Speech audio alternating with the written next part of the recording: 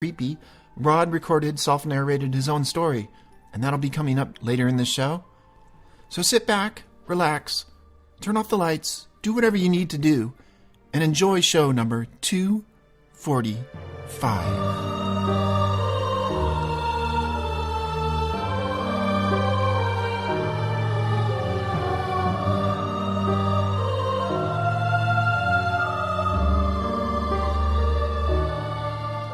To start things off with Marlene in California.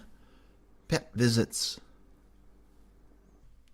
We have a rescue cattery in Laguna Beach, California. Because of feeding so many, we have leftovers from breakfast at night. There was a single guy who lived in a studio apartment down the street, who I understood was a taxi driver. One day, when it was almost dark, a skinny old black lab appeared on our driveway. I had no idea where she came from, but my first thought was to get her some food. I ran into the house and came out with a couple of cans of cat food, which she scarfed down. The next day she showed up a little earlier, about sundown, so I ran out and put a plate together of breakfast leftovers. The black lab showed up at the same time every day. She was very shy, and I could never pet her. This routine went on for about 2 years. I had learned by this time that she belonged to the taxicab driver, but I never saw him with her, and he never walked her. I never once saw or even met the taxi driver. Then one night, at her usual time, she didn't come. I thought perhaps he wasn't home in time to let her out that day, or that something had interfered with the schedule. The next day at sundown, I was in my kitchen, and I turned around, and she was standing right behind me. She was there, and for a few seconds, I immediately ran out the door and across the street, up the stairs to the studio apartment, and knocked on his door. When he answered, I said, "Your dog, the black lab? She has been coming to visit me for a long time, and she didn't come last night. Is she okay?" His reply was, "She passed away yesterday." She had come to say goodbye, and I have never seen her since. My husband and I had rescued a considerable number of cats in need of a home, so we were pretty filled up when my sister Elon took in a litter of kittens. I went to visit her and fell madly in love with one of the kittens. He was a smoke, black fur tips with a gray undercoat. He was stunningly beautiful, and Elon suggested that I take him home. I told her that we already had quite a few, and if I were to take in another cat, it should be one that other people wouldn't be interested in, and this kitten anyone would have loved. Elon said that was the very reason I should take him, as he was one I was picking out. Our home was filled with cats I had not picked, but rescued. We named him Rocky, and he was outstanding in every way. Besides being gorgeous, he was super loving, fun, playful, and friendly. He would sleep on my feet as I worked on my desk, and loved to cuddle up in the long flannel nightgowns I used to wear. He liked me as well as I liked him. He was about 1 year old when he stayed out a couple of nights until 11 p.m. He was at a very inquisitive age, and this was before I stopped letting our cats out at night. It started to rain very hard one night, and I called, and he didn't come. I stood calling, and finally went out into the rain with my flashlight. I walked up and down all the neighborhood streets until I came to one where I could see something at the other end. I ran and found a car had hit him. I knelt and cried, and a strange, almost primitive moan came right up from my heart. I picked him up and carried him home, my beautiful, beautiful boy. Several weeks went by, and I could not get over the grieving. The pain of his death was so intense. Once more in the kitchen, I turned, and there he was, standing outside the sliding glass door.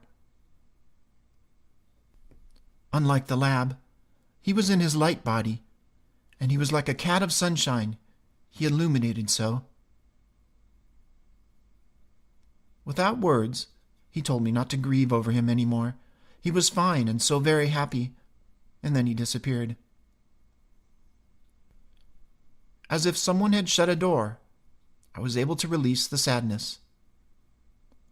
I have always considered his appearance a great gift.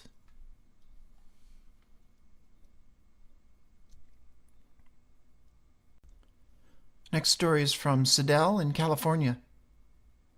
The Drowning Premonition and the Girl Entity.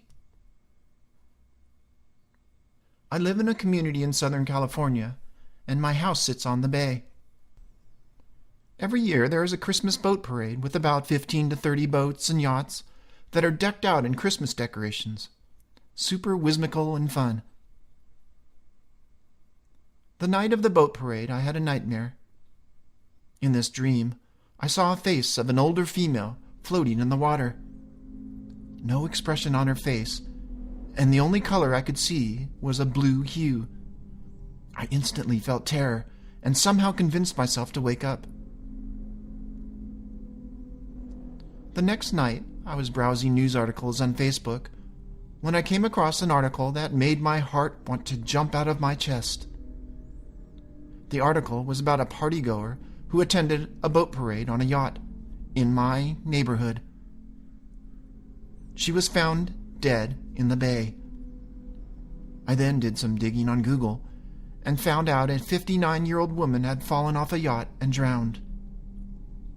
This lady drowned a mile away from my house. I still don't understand why I saw her in my dreams that night. My second story took place over 10 years ago. I woke up one night and felt like someone was staring at me. As I sat up in bed, my eyes took a moment to adjust, and for a split second, I thought I was half asleep. I rubbed my eyes and then saw her. She looked to be anywhere between 5 and 7 years old, and she was wearing a white, dirty nightgown. It had dirt all over it. The moment the entity noticed I saw her, she cocked her head to the side. That, to me, was one of the creepiest things. Instead of getting out of bed and running out of my room, I threw the blanket over my head. I sat there what felt like forever. When I finally had the courage, I threw the blankets off and ran to the light switch. I had a hard time falling back to sleep that night. Unfortunately, I wasn't the only one who saw this entity. My younger sister saw her one evening walking down the hallway. She crawled under her bed. She was really traumatized from this incident, which resulted in her sleeping in my room for months. Lastly, our grandmother saw this girl as well. But surprisingly, she wasn't scared when she saw the entity. We eventually moved from this condo, a place of which my family and I had other incidents happen to us, but that aren't worth mentioning.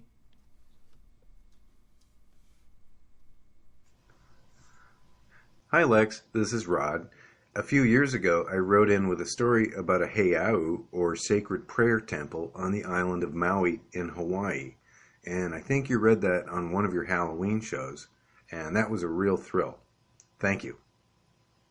I always wondered about what happened that day, and here's another day I really wonder about.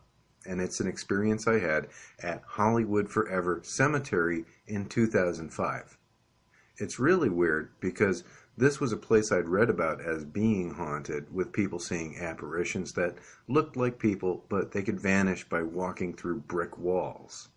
Most people can't do that, so maybe those weren't people? Anyway, because I like researching film locations, I was well aware that Hollywood Forever had been used as a location for a number of horror films because it is expansive and beautiful, with many ornate crypts of different designs. And yes, on the other side of the south wall is Paramount Studios, where a friend of mine from high school now works as a lawyer. The cemetery's biggest plus is probably that it's very accessible. It is right on the edge of Hollywood on the east side, and the main entrance is on Santa Monica Boulevard. It's just a couple blocks west of Western. The way that part of Hollywood is a bit run down these days, the cemetery is actually the classiest and most attractive thing in the area by far. You can drive around in there for a while and see lots of things. About a year ago, I visited and saw a bronze statue of Johnny Ramone at his gravesite. I really liked the Ramones' music, and I was impressed by the artistry of that statue. I think the movie Phantasm 2 filmed some publicity video there because that film series deals a lot with mausoleums. And the movie One Dark Night from 1980 features a haunted mausoleum, and I believe they filmed some exteriors at Hollywood Forever.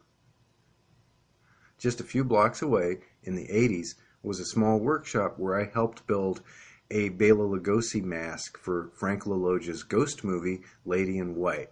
That was a fun experience. That was when I was 16 and just starting out on my first real movie projects as an assistant. Anyway, so what I was doing there that day in 1995 is very specific. I was there to attend a film screening. The cemetery is known to be one of the weirdest in the whole Los Angeles area, and they do all kinds of cultural events there, including movie screenings when the sun goes down. I had heard about these screenings, and I really wanted to see a film screen on the wall of a mausoleum like I'd heard about. That Saturday, my schedule lined up, and I was able to go. I arrived really early because I was worried about parking. I thought a million cars would be crowding the place, and I would have to park very far away from the screening. It was a Douglas Fairbanks Jr. film, by the way. I don't remember which film, but it was a Fairbanks swashbuckler. And I wanted to arrive when the sun was still up so I could walk around and enjoy the scenery. This was maybe the third time I had visited this cemetery, and it was around 5 o'clock. So the sun was about to go down, but I still had a good 20 or 30 minutes to look around before the light got too dim. I had brought picnic food for myself, and I was meeting a friend there in the evening for the show, so I was all set to have a good time and ready to watch a movie projected on a tombstone just like I'd heard about. But before the sun went down, I saw something that I can't explain. It was really there in the cemetery. I saw it for a good long time, more than a minute, maybe a minute and a half. And it was not shaped like a person, which I'm kind of glad about. I've always thought that if I saw a ghost that looked like a person but was floating or transparent or something, I might freak out. Thankfully, this was right there on the edge. Weird, but not too weird. So I'm walking around the place, and there are a few cars about, scattered. So there were people in the cemetery with me, but they had wandered off far away, so I couldn't see anyone, and I was basically alone in a particular area, which is near a kind of square pool with fountains, near the crypt where Douglas Fairbanks Jr. is actually interred. And I noticed something off to the west, generally. It looked like a black shadow, a little blurry, no real shape, like a blob. And far away, it was moving above the tombstones in one area. It was clearly drifting above the tombstones, and it stood out because it was a darker shadow than anything else in the place. There literally was nothing darker. So when I noticed this, I looked right at it, wanting to figure out what it was. And right away, I could tell whatever it was not normal. It was not a person wearing dark clothing. It was a blurry, blob-like shadow that was just solid black. It looked smaller than a person, like maybe it was the size of a large backpack made of blurry darkness, drifting from the left to the right, slowly. And I didn't get scared either, because it was quite a distance away, it wasn't coming in my direction, and I knew that there were people nearby, not too far away, and if I needed to, I felt I could shout for help. I felt safe enough that I could just stand and watch this thing. And I'll throw in a little Star Trek joke here because Paramount Studios was just over the wall. In Star Trek the Motion Picture, Kirk says to Dr. McCoy, "Bones, there's a thing out there." And McCoy says, "Why is everything we don't understand always called a thing?" Anyway, so there's your Star Trek joke. And gradually the blob shadow or whatever just started moving away farther and farther. As it did so, it got smaller and smaller. Eventually, it was lost from sight. And then I was just looking at tombstones again. And I kept looking for a while, scanning the area to see if it was going to come back, but it didn't. I think I just went back to the car and waited for a while as the evening approached, but I was still hours early, so it was quite some time before the movie people arrived to set up their projection equipment. Gradually, people wandered in. The place did become packed with cars, but there had been no need for me to arrive as early as I had. But if I hadn't arrived early, I wouldn't have seen that thing. I met my friend there, a painter who lived in Redondo Beach, and I told her what I'd seen.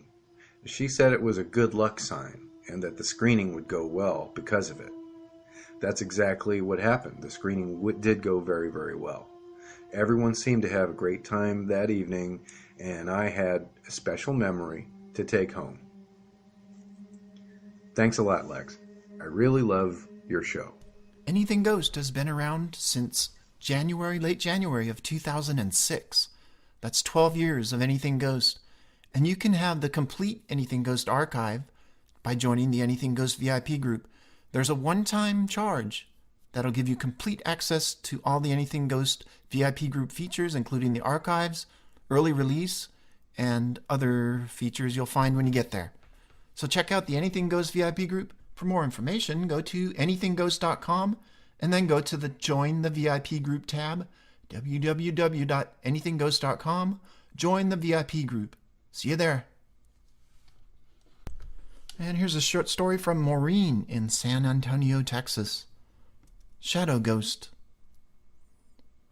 One Saturday night in 2007, while living at my aunt's house in San Antonio, Texas, I was watching a TV show in my room. My cousin and his two friends were in the living room, and my aunt and uncle had left for Corpus Christi for the weekend. As I was sitting watching my show, I saw the closet door open and a black shadow come out. It ran straight to the window and disappeared. At that moment, I bolted out of the room and told my cousin what had happened. We didn't tell my aunt because we knew she would freak out. Sometime later, my aunt and uncle were picking me up from work at 11:30 p.m. On the way home, they were listening to a radio show that was talking about shadow people. I saw my aunt grab my uncle's hand, and she told him that she had seen a black shadow person in the garden. My uncle then responded by saying he was going to take a shower when he saw the black shadow come out of the bathroom. I told them that I had seen the shadow as well. Shortly after this, my aunt and uncle put the home up for sale.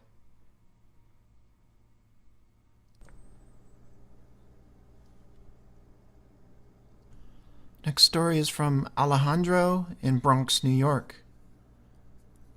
The Panicked Man at Van Cortlandt Park. My name is Alejandro, and I'm a huge fan of your show. This story is about Van Cortlandt Park, which is a very large park area full of hiking trails, a parade ground, stables, all things one would not think to find in the Bronx. I moved to the area initially when I was 14, and of course immediately moved to explore the burgeoning parkland available to me. One of the first things I had noticed, that near the Major Deegan and Van Cortlandt Park, south, was a car wreck. One sunny afternoon, I was walking over the decaying tracks that had led through the park with my then-boyfriend.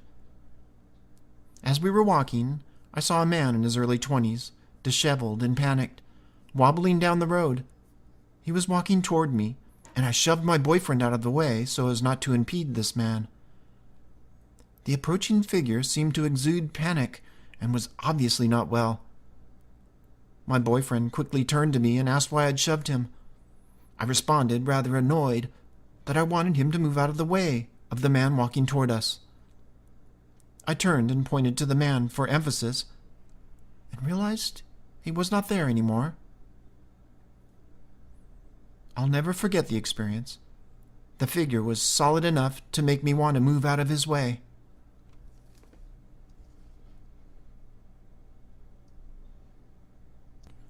And the story's from Grace in Kentucky. Haunted Hallow. I'm not an only child. My parents moved in with my grandparents shortly after I was born, along with my brother by 10 months, and my older sister of 5 years. We lived in the middle of nowhere. It took a 10-minute drive to the nearest town, which had only recently been given a single stoplight. The woods surrounding my home had always seemed mysterious to me. At the time of this story, I was 9, my brother 11, and my sister 15. I was past the phase of thinking unicorns wandered in the woods.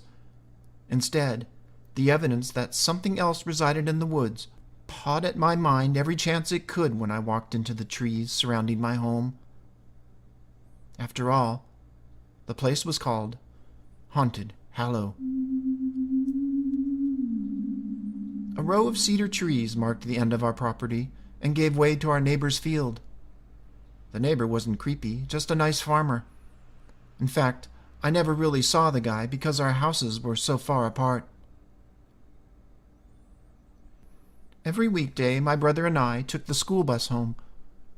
We were always the last kids off the bus, due to our home away from society, and we would walk down a gravel road. Every day we took this walk, I would glance into the field across the water, into what would hopefully be a land of big, fluffy animals. One hot summer day, our stroll started as usual, and we were talking about whatever kids talked about. As we walked along, a separation in the trees across the creek caught my attention. My sister, who was homeschooled at that time, was always inside when we got home, but not that day. I stopped and stood, looking at my sister. She was across the creek, past the trees and barbed wire. She was standing with her back facing us, petting a cow? This was very strange, since those cows would never allow her to pet them. But I didn't think of that in the moment. Instead, I called her name. Her long brown hair rustled in the breeze, but otherwise she was still. I gave a confused glance at my brother and proceeded to call her again. Nothing. This is when the pit in my stomach grew. My siblings and I were all so close, she would never ignore us. Ever. I was about to call her name again, but before I could, she began to move slowly and walk away.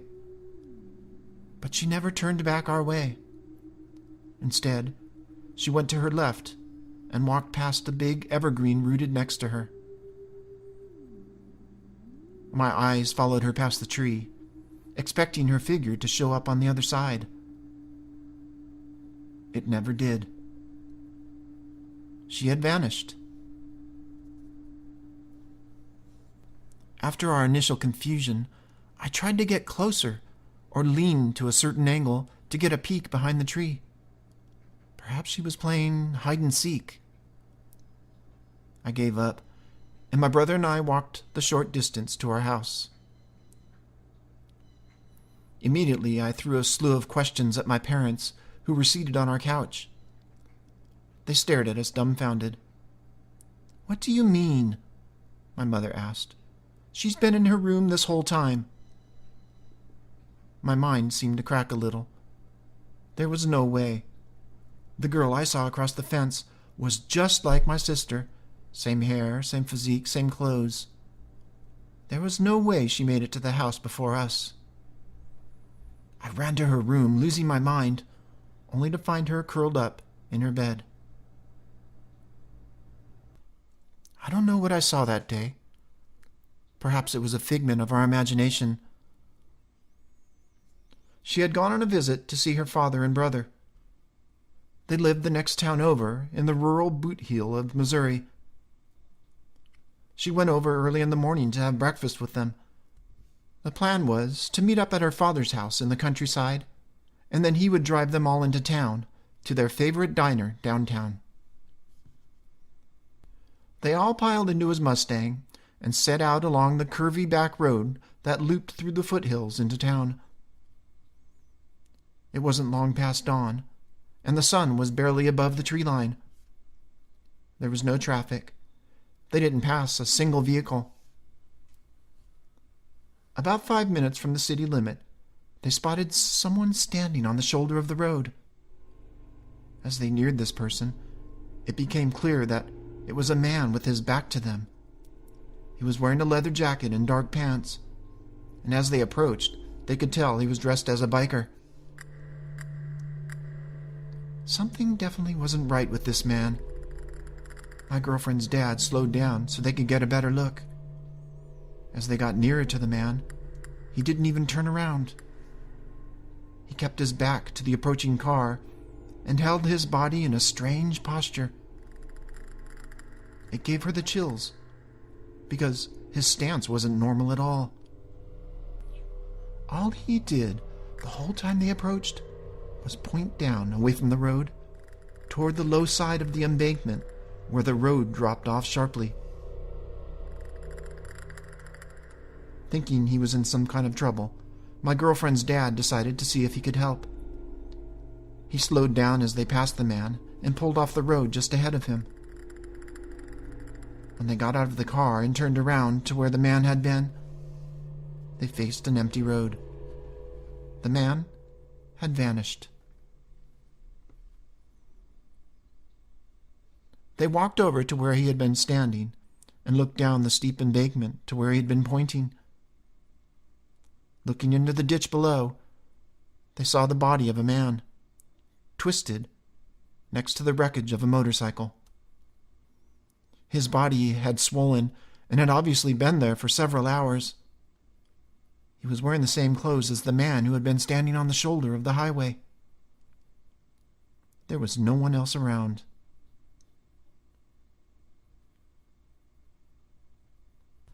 When the highway patrol arrived, their determination was that the biker had wiped out in a sharp curve in the middle of the night when no other vehicles were around. My girlfriend told the patrol officer about having seen the other biker. None of them knew what to make of it. Between my girlfriend and I, we ended up at the uneasy conclusion that the ghost of the dead biker hadn't understood what had happened to him and had stood by the roadside trying to get help. When someone finally stopped, he just didn't know what to do and went to wherever we all go next. I still don't know what any of this means, but it will always haunt me as long as I live, and I hope it never happens to me.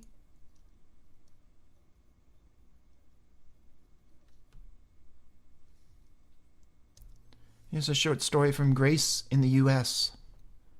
Mirror Ghost. I live in a small 2-floor house. One night I was taking a nice hot shower, and after the shower I got out and gasped at the sight of the mirror. There, I saw a woman in the mirror, but the woman was not me. She had golden blonde hair with blue eyes. She wore a gray shirt with ripped jeans. When I saw this woman, I was not frightened, just simply startled. After a minute, which seemed like hours, I hurried out. I went to my room and got dressed, and after a short moment, it began to hit me what I had seen in the mirror. I ran back into the bathroom, only to find the reflection of the woman was gone. I never told anyone because I knew that no one would believe me. Needless to say, I have never used that bathroom again. I still live in the same house, and I get visits from other ghosts. My name is Sandra, and I am calling from Phoenix, Arizona. I want to share two stories, two different encounters that I had with ghosts or spirits or the supernatural. The first is when I was about 22 and I was living in an apartment, and ever since I moved into that apartment, it was just really, really weird. You could feel the different energy. It just felt cold all the time. Like, no matter how much I would change the heater, it was just cold. And my head was always hurting. And I can remember my little niece, who was 5 years old at the time, and my sister, they would come and visit. And my sister would get headaches, and my niece would say that this is a bad apartment, which I think now in retrospect she was trying to give warning, and she might have seen or felt something. But in this apartment, I remember just doors opening on their own at different times. I remember I was talking with one of my friends, and we were just sitting there, and I was telling her how I thought that this house was haunted. And all of a sudden we looked over at my cabinet, my bookshelf, and books start sliding off of the bookshelf. They don't necessarily hit the floor, but they were removed as if someone was listening to what was going on. Another time I was talking to another friend, this was during my college graduation, and she and I both saw that the door opened. My bedroom door just opened, and it opened really slowly, so it wasn't like, there was a big gust of air. It opened very specifically. Later on, once I moved out of the house, I found out that a couple, I think it was maybe 20 years before, there had been a murder-suicide in that apartment. So I'm thinking that had to do with all the bad energies and all the headaches and crazy stuff that happened in that apartment. The other story is in one of my last apartments that I lived in, again in Phoenix. It was a very nice, charming little apartment, and I didn't really feel anything when I was, moving in. However, my neighbor, who was one of my best friends, she also told me that when I was gone, it sounded like someone was cooking in the kitchen, or the water was running, the shower was running, and I lived alone at the house, so it wasn't like anybody was there. When I was home, I wouldn't hear any noises, nothing, but it was not until I left that it would sound like someone was moving furniture around. Either way, it wasn't as bad as the other encounter at the old apartment. I was able to coexist with whatever spirit or ghost was in the second apartment. Now I live in a house, and there isn't any type of vibes going on, but I think, all of us prefer to live with a friendly ghost than with a angry ghost. This is a story from 9-year-old Abby in North Carolina. Haunted trip to Kings Mountain.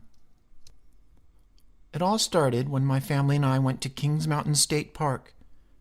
Kings Mountain is known as a battleground where many battles were fought during the Revolutionary War. It is a known fact that the soldiers buried their dead on the spot here. We went to a gift shop first, and while I was looking at stuffed birds, I thought I saw a man.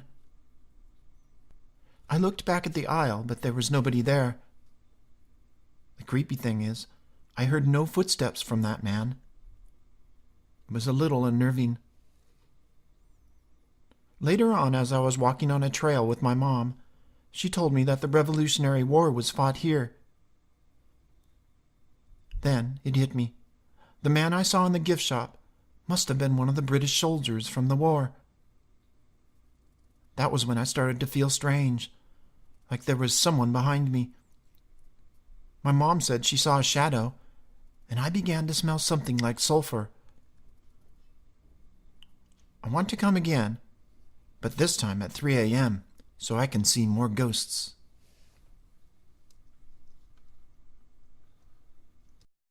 And the next story is from Paul in Los Angeles, California. The Fire of 1910. This story took place in northern Minnesota on October 7th in the early 1980s. My parents had a large farm out in the woods. We were very secluded out there. However, once in a while, they would go into town and go shopping. This was one of those days. They had been gone all day when they surprised us with a phone call.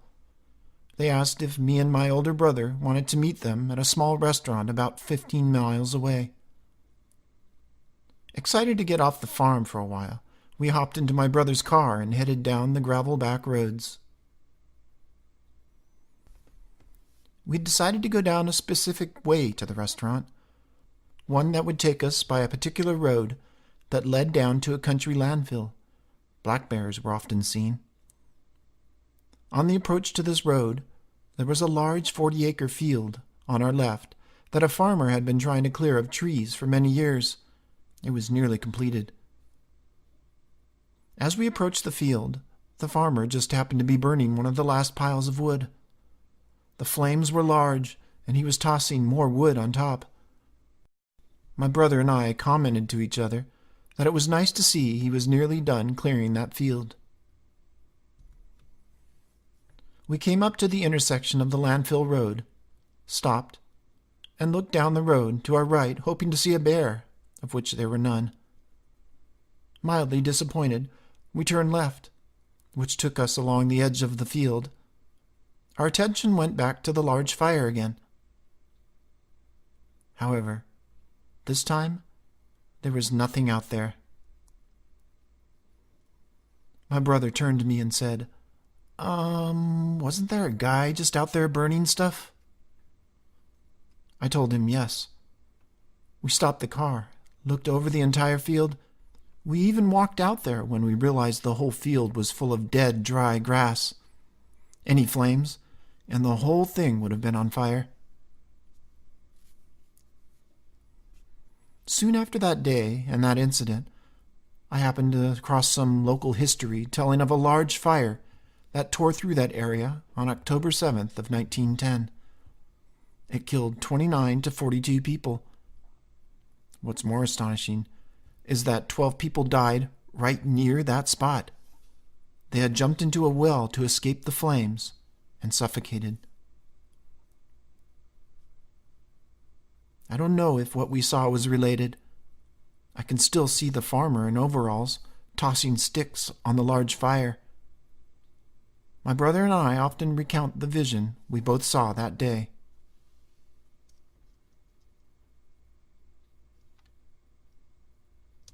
Here's a story from Nathan in Loxley, Alabama. My parents built a house. Though I now live near the coast of Alabama, every unexplainable experience I've ever had took place a couple of hours up the road in rural Mississippi. Going into my senior year of high school, my parents finished building their dream home on family-owned land. Their home sat at the end of a short road with no other homes. The only other thing on this road was a cemetery, an extremely old cemetery. I've been told it predates the Civil War, but I can't be sure. The older headstones have no dates carved on them. One weekend, I did what teens do while their parents are out of town, and had friends over to drink and act like idiots. I've always respected cemeteries, viewing them as sacred grounds reserved for those who have already put their time in on earth. However, with the influence of drinks and friends, I decided to show my bravery by removing my shirt, running through the cemetery, and pouring splashes of liquor on graves. I tell you this because nothing ever happened before this night. After that, I started experiencing sleep paralysis, which I had never had before or since moving from that house. It was almost like most cases that I've heard. I would be completely alert, watching TV in bed, and then suddenly become unable to move or speak. I would hear low, urgent whispers coming from behind my head on my left side. This would happen for about 30 seconds or so, and then I could move and speak like normal. Then little things began happening. My TV would suddenly come on in the middle of the night. Pictures would be crooked on the wall when I woke up in the morning. I would see shadows dart past my windows. I know it all seems minor, but combined with the sleep paralysis, it had me on edge. I moved out shortly after graduation, and it all just stopped. A few years later, my now wife and I went to visit my parents on a weekend. I've told her of all the strangeness I'd experienced there, but she thought it was all in my mind.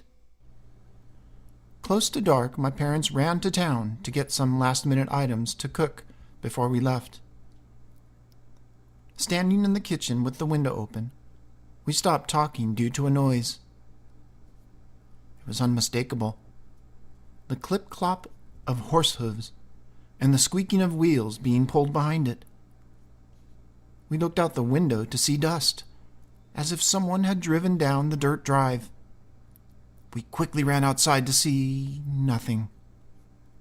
No dust, no horse, no car, other than our own, parked exactly where we put it. My wife no longer thinks it was in my mind, and she prefers my parents come to us if they want to visit.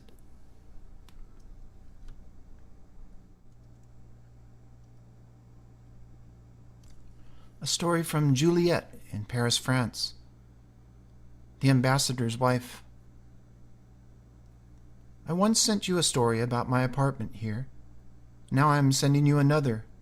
It is of something that happened to my family in Italy. My parents, who were diplomats, were asked to Rome in the 1980s. We were all invited to spend a cultural weekend with artists, and we were all lodged in an old convent that had been transformed into a luxury hotel and still run by the nuns. When it was time to go to dinner and we were all seated, we realized that the ambassador's wife was late. Ambassadors' wives are never late. But just as he was about to have someone go for her, she appeared. She was as white as a sheet, and she sat down. He asked her what was wrong, to which she answered, "Nothing, I will tell you later." But he pressed her, so she told us.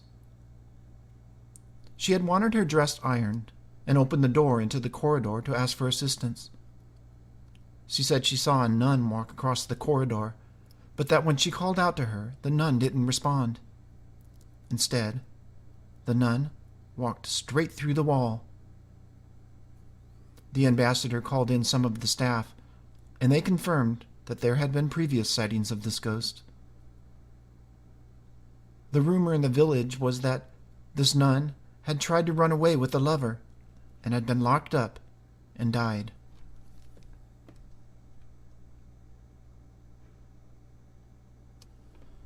Carrying on now with a song from Neil in Blackpool, northwest England. Guy's Lodge. We live in Blackpool, northwest England, an area which is rich in stories of ghosts and supernatural events. About 10 years ago, we stayed overnight in an area of Lancashire called Garstang, which is mentioned in the Doomsday Book. The hotel, as it were, was called Guy's Lodge. It was situated next to a canal-side tavern, eating establishment, and lodges. A room for the night consisted of a lodge, bathroom, and a jacuzzi. We were staying over to celebrate our engagement, and decided to spend the day going for a long walk along the canal side, taking in the beautiful scenery and watching the canal boats sail gently along the canal. We finished the evening having a nightcap at the tavern and retired to our room to watch some TV. Around 3 a.m., I was asleep in bed, and was at the state where I was aware I was waking, but was still sleepy, and I tried to stretch my legs out. But I could sense a person sitting on the bottom corner of the bed. Thinking it was Nicola, my then fiancée, I put out my arm to my side to stretch out, but felt Nicola was still there asleep. I then kicked out my leg and shouted aloud.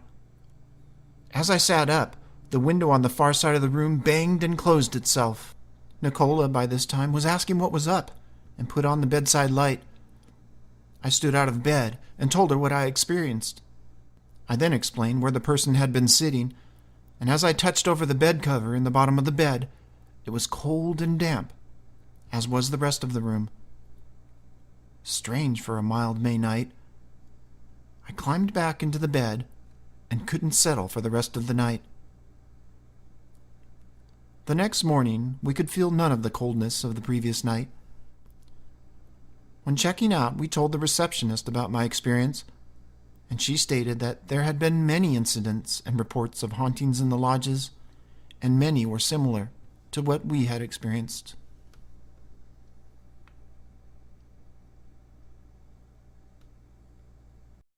And this is a story from Nate in New Bethlehem, Pennsylvania. Melanie and Dad. These experiences concern two very dear and deeply loved members of my family who passed away, my niece Melanie and my dad.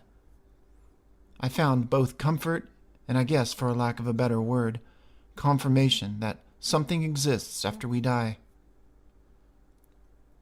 My dad died in July of 2007 due to many health issues, but mainly from complications of Parkinson's disease.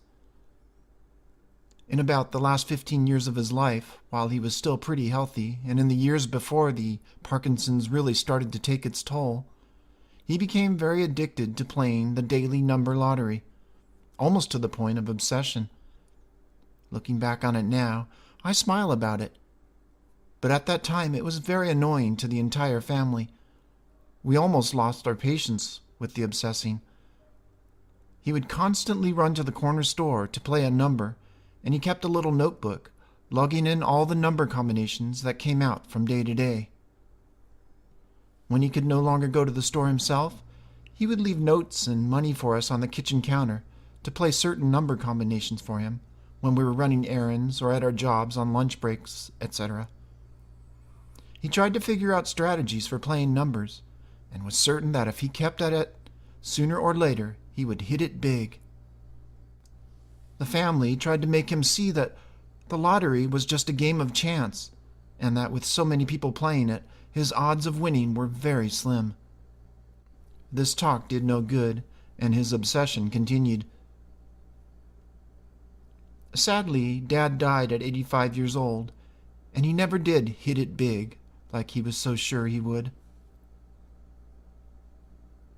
Several years after he passed, I was cleaning off my bookshelves.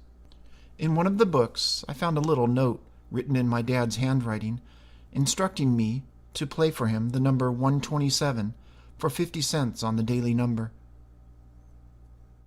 I smiled, reading his little note, and tucked the little slip of paper aside to keep, and went on with clearing out my books.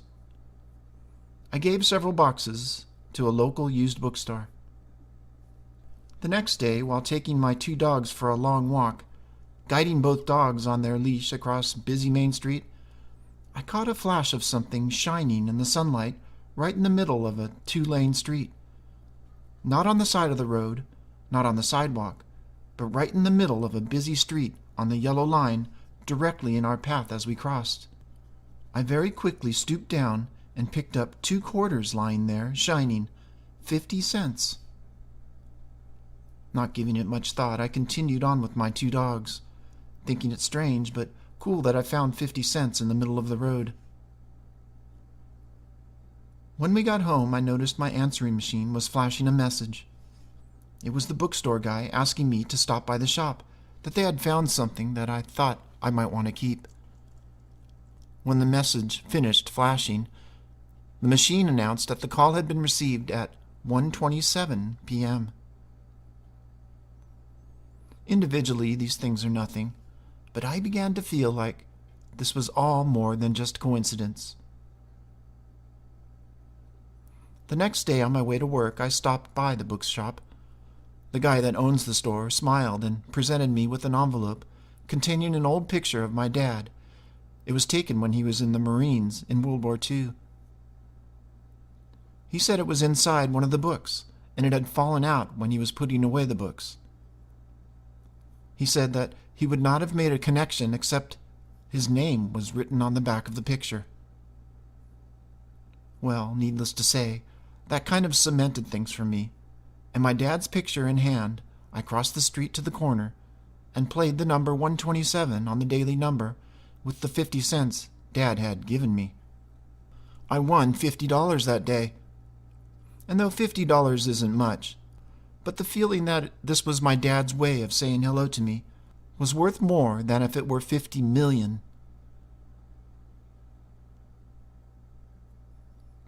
My niece Melanie.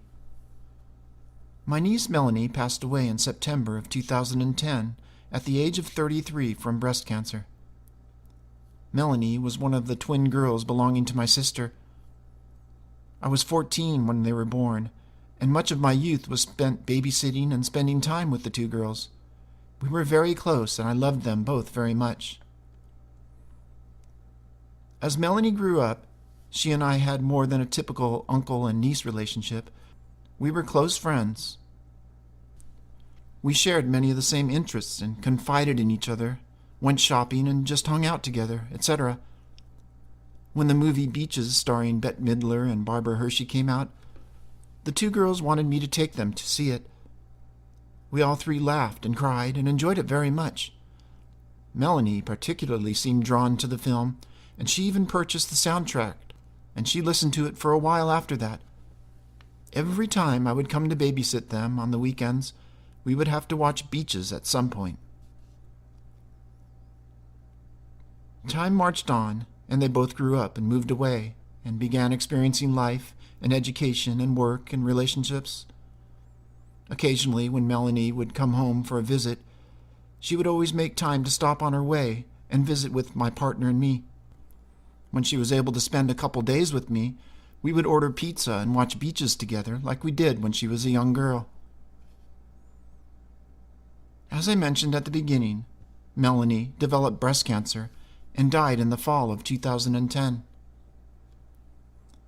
Losing a loved one is never easy, but it is always harder to accept when they die young and are really only beginning to live. Needless to say, Melanie's death struck me and our whole family very hard, and not a day goes by that I don't think of her in some capacity. About a year after Melanie's passing, a friend of hers gave me several boxes of her belongings to go through, most of it being clothing that I donated to charity, but I found a few mementos and personal things of hers that I put away for safekeeping. Going through and disposing of the last of her things was kind of like saying goodbye to her all over again, and left me feeling emotional and grieving at the realization that she was truly gone and that I would never see or talk to her again. Feeling the need to run away from it, I got out my bicycle and put my iPod on shuffle play and started on a very pleasant bike ride along the nature trail. Not even a mile into my bike ride, the first track from Beaches' soundtrack, Under the Boardwalk, began to play. I braked quickly to stop. Tears began to stream down my cheeks as I looked up into the clear blue sky. I asked her if she had been the one who played that song, and I told her I wished I knew she was okay and that I missed her very much. I wiped the tears away and started pedaling again. When that song ended, the second song from Beaches began to play.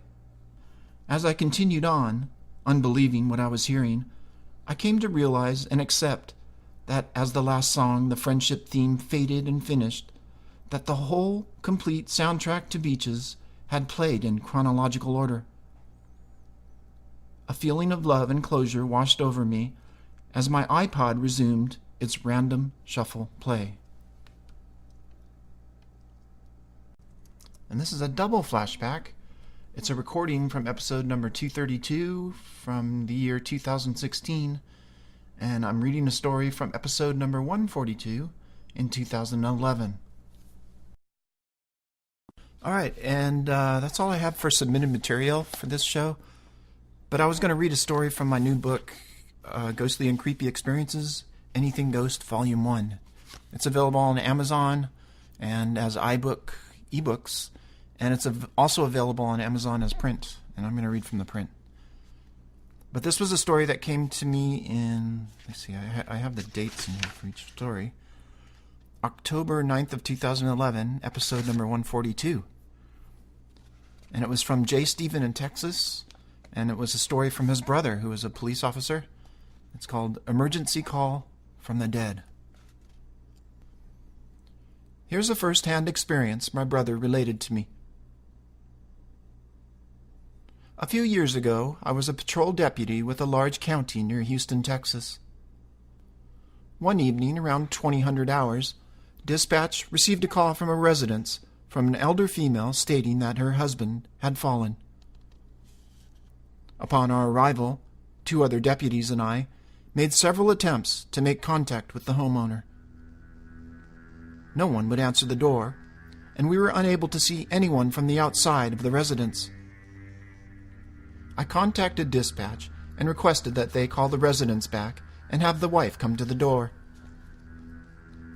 Dispatch stated that they had called the number back and it was disconnected.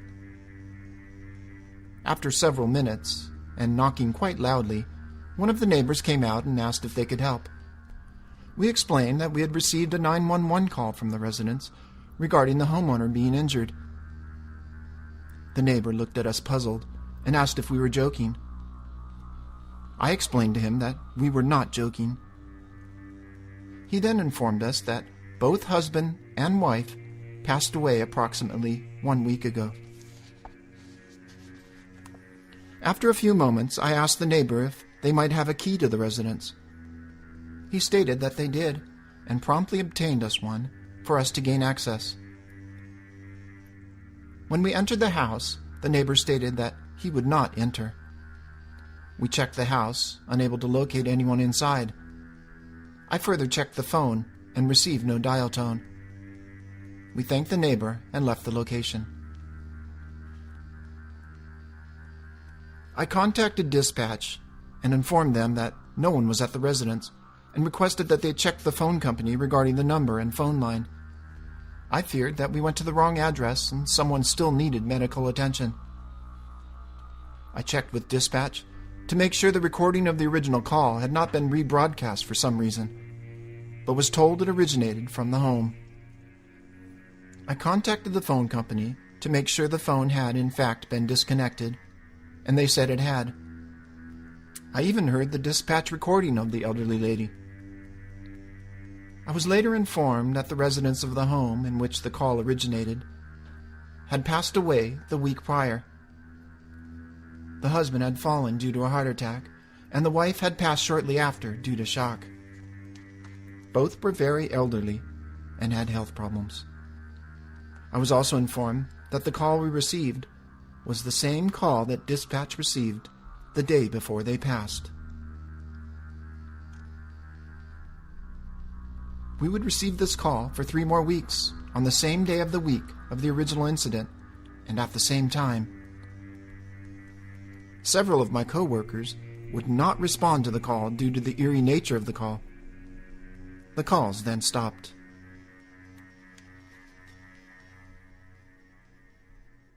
Approximately a year later, I heard the call go out on the radio.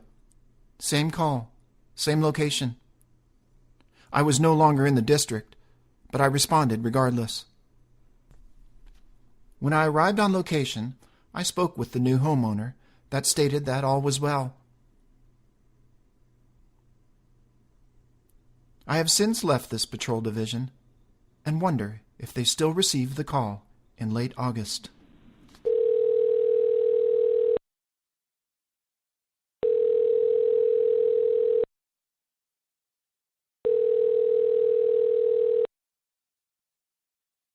Hello?